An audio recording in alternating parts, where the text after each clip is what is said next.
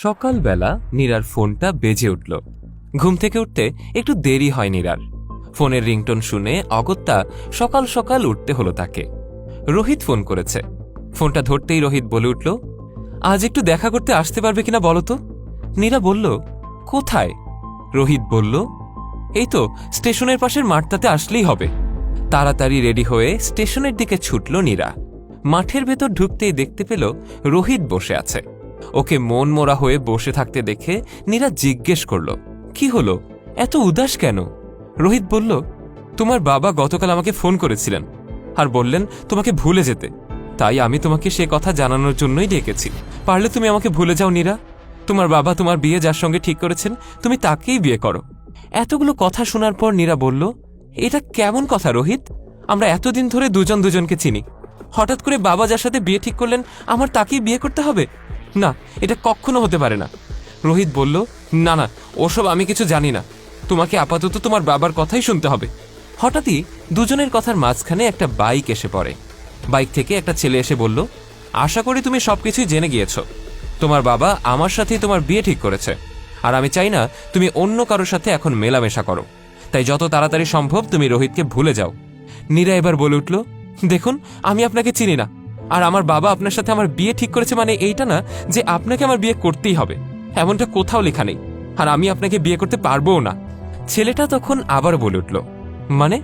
আমার কাছে বড় গাড়ি আছে, বাড়ি আছে, প্রচুর টাকা পয়সা আছে, চাকরিও আছে, আর যেটা সব থেকে বেশি আছে সেটা হলো তোমার জন্য আমার ভালোবাসা।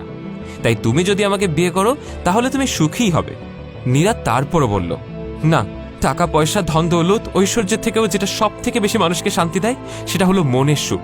তাই আমি কখনোই তোমাকে বিয়ে করে সেই সুখী হতে পারবো না যেটা আমি রোহিতকে বিয়ে করে হতে পারবো। নীরার মুখে এত কিছু শোনার পর বড়লোকের ছেলেটা নীরাকে ঝাঁকি দিয়ে বলল, বিশ্বাস করো আমি তোমাকে অনেক ভালোবাসি নীরা, তোমাকে ছাড়া আমি বাঁচব না।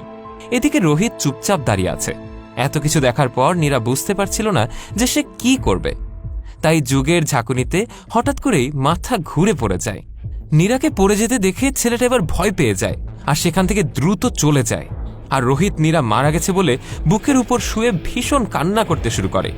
বারবার মাথা ঠুকে বলতে লাগে, তুমি আমাকে ছেড়ে চলে যেও না প্লিজ, তুমি চলে গেলে আমার জীবনটা একদম শেষ হয়ে যাবে।